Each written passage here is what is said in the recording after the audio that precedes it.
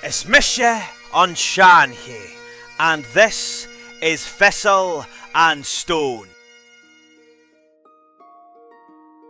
The Devon never forgave.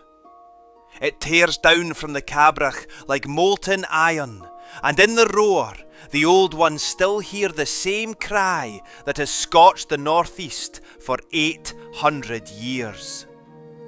An Gordonach! An Gordonach! There, where the heather burns black and the pine stands sentinel, the Gordons stood. Half Norman steel, half Gallic flame, last true lords of Huntly's fire. This is their school. It's mise on Seanchaidh, and this is Thistle and Stone. Long ago, a monstrous boar ravaged the Merse, its tusks tearing the earth. The first Gordon tracked it through the dark and drove his blade home. He claimed his lands in blood. And when the clan marched north into the high forests, the stag took up the oath. A great buck with 10 tines stood on the banks of the Devon, bled fire onto the heather, and spoke to the first Gordon. You will be feared in the north, you will hunt the wolf, and your house will burn twice before the last cock crows. The stag is still running. The glen itself took the oath. Every Gordon born since has carried that fire, bright as the stag's blood, hot as the forge, lethal when it leaps. Listen, the wind is still listening. Cuimhnich. From that stag-blessed vow came Clan Gordon, sons of the fierce ones. Norman blood poured into Highland stone. They say the stag's blood still stains the foundation stone of Huntly Castle, and every Gordon chief has worn the crowned stag and carried the title Cock o' the North, because they were born to rule the country between Dee and Spey. When the stag returns, the North will rise again. Huntly Castle rose like a furnace on its hill, not to keep enemies out, but to keep the old fury in. Every chief who took the name carried the stag's promise in his blood. No crown would ever own the North while a Gordon heart still burned. The burn ran red when the heather bloomed, and the pipes answered every sunset from corries no Forbes ever found, and the stag's head banner flew above the mist. For centuries they ruled by sword and charter. In Strathbogie Gaelic, judges spoke beneath antlers and peat smoke, long before Edinburgh sent its lawyers north. Seanchaidh sang the night full of heroes, until the ravens themselves fell silent to listen. In Huntly's halls, the women carried grudges like heirlooms, their vengeance colder than the January Devon. They fought Frasers, they feuded with Forbeses, they played king and kirk against each other, and they answered only to the wind off the buck. Yet blood calls to blood, and pride answers pride. Gordons and Forbeses tore each other across the cabrach. At Glenlivet in 1594, George, the Catholic Cock o' the North, cut down Argyll's army, laughed while the heather burned behind him, and rode home with the pipes playing over the dead.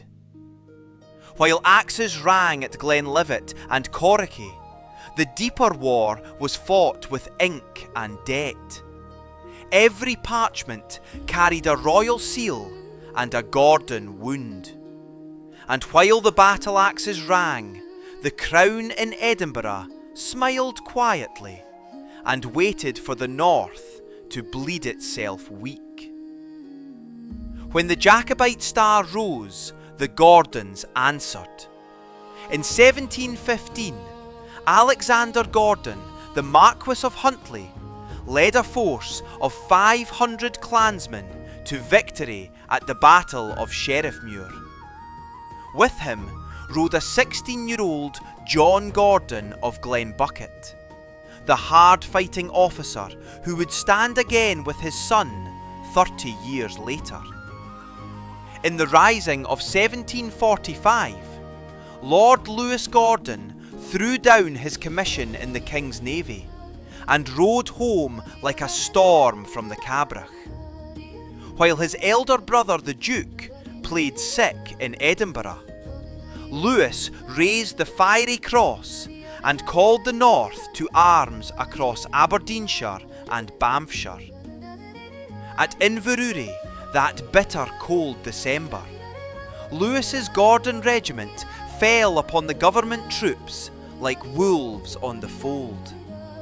They drove Norman MacLeod's men through the streets in a rolling firefight, broke them at the fords of the Urie, and sent them fleeing north in disarray. At Culloden, Lord Lewis Gordon held the right of the Jacobite line, while John of Glenbucket stood fierce on the left. When the cavalry charged, the order came. They held the line. Men fell where they stood, fighting with fire in their hearts and the stag banner high.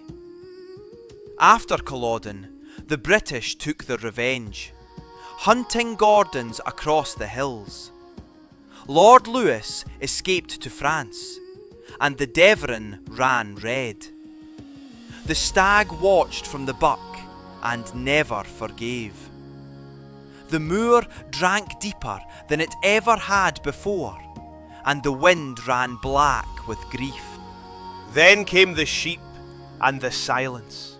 The same factors who had counted the dead at Culloden now counted the living for eviction. Glens that had roared with pipes and children fell quiet. The coffin ships left from Aberdeen, heavy with Gordons, bound for the forests of New Brunswick and the long cold of the Miramichi. They stood on the decks with Huntly at their backs and the tears on their faces, and the fire did not sail with them.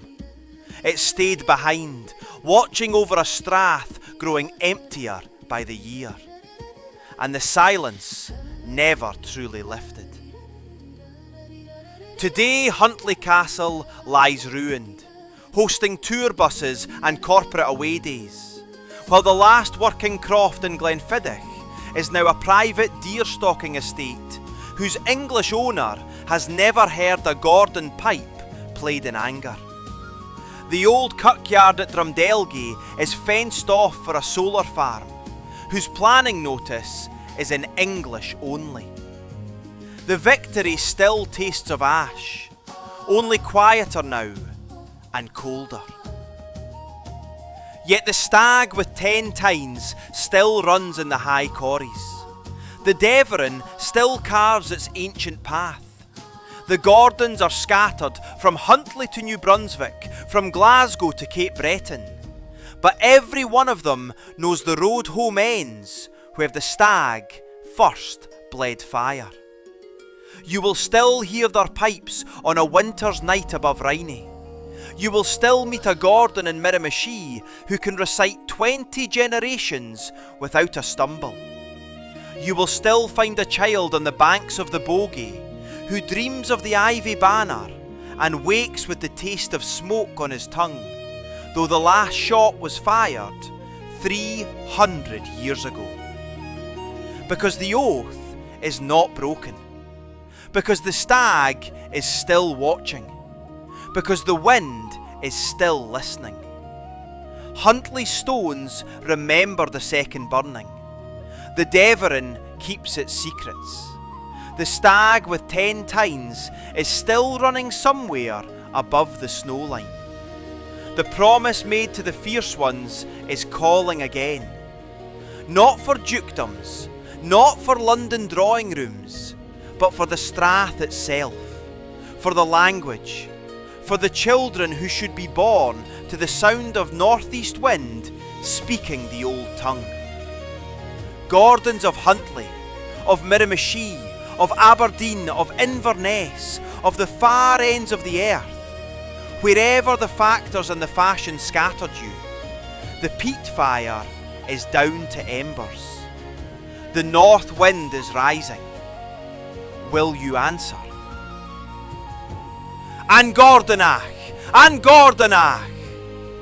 Cuimhnich an torc agus an daw rua dechairgach.